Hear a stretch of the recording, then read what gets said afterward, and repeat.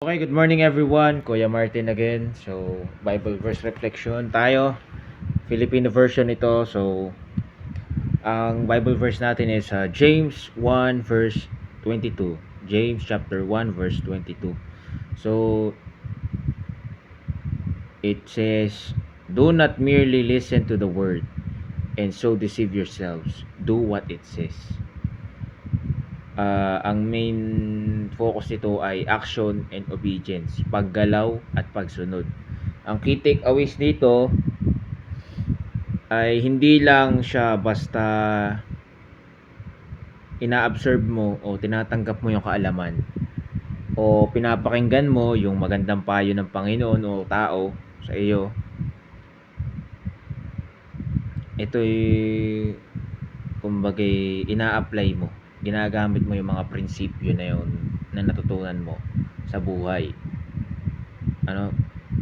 Yung mga prinsipyong yun ay tineturn mo into practice. Yung mga prinsipyo na yun na natutunan mo sa Panginoon, mga kaalaman sa Panginoon na natutunan mo kay Jesus Christ na naturo sa'yo, yun ang gagawin mo dun is i-apply mo sa totoong buhay.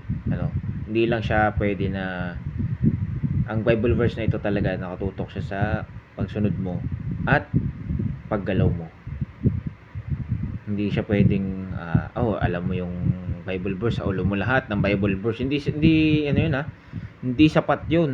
Kahit sa ulo mo pa ang buong Bible, kada verse, kada word, kada phrase, pag binanggit yung Bible verse, alam mo na agad word per word. Hindi yun sa ganun, guys.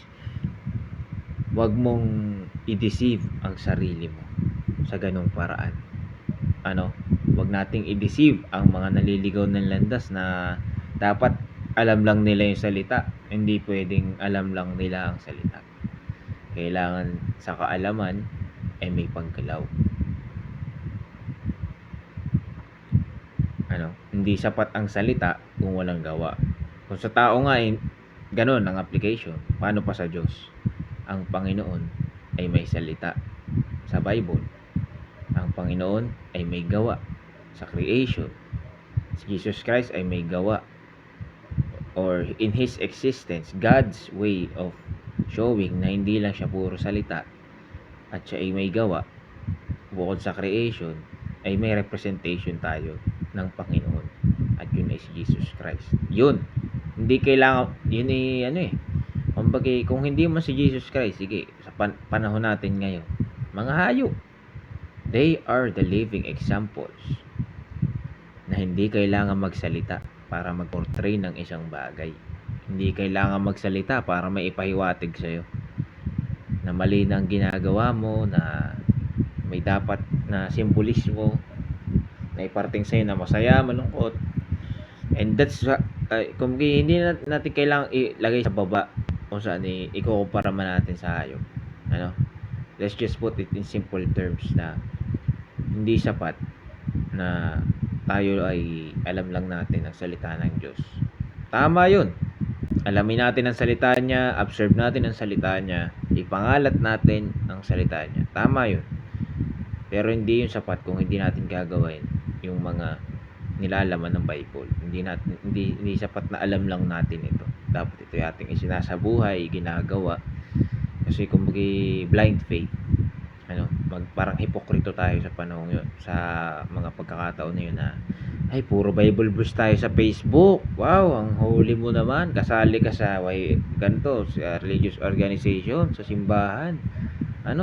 Alam mo yung mga dapat gawin at hindi dapat, mga kasuotan. Alam mo, pero ginagawa mo ba? Pinipreach mo ba talaga yung mga ginagawa nyo, o baka sa loob ka lang ng community or sa church, doon ka lang pasikat, masabing nagsaserve ka, ganun ba yun? Alam mo, dahil ang alam mo na kayo nagsaserve, no? You move as you speak.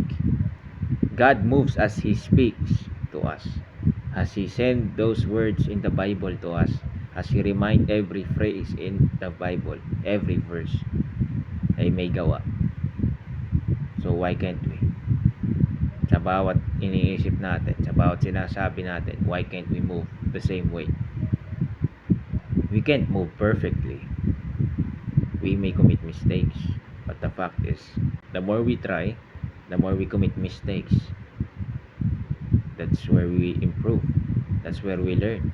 And that's where the free will comes from. Na yung blessing ng free will ay magagawa natin. Let's move as we learn to God. Kasi yung words ni God nandiyan na yan. Present na yan. Nabuhay ang mga tao and now it is in the Bible para basahin natin. Hindi siya isang libro para lang kumbaga matuto ka. Kailangan i-apply mo din yung tutunan mo. Hindi siya para basahin mo lang. Na-enjoy ko yung binasa ko, okay, next book. Hindi siya ganun. Bible is literally how to live your life here on earth. Yung tamang paraan para mabuhay sa mundo. At yung mga sagot sa mga katanungan mo nandun na. Kailangan mo na lang basahin yun, ikalat, at gawin mo kung anong nandun. And if you do that, you'll be good to go. Pero hindi sapat yun kung walang Jesus Christ sa buhay mo. Ano? So, yun lang guys. Gamitin ang social media sa tamang paraan. Hikayatin ang iba na mas pakilala sa Kristo at pabiligin ang mga naliligaw na landas. Ayun, pabalik sa kanya. Yun lang. Labas.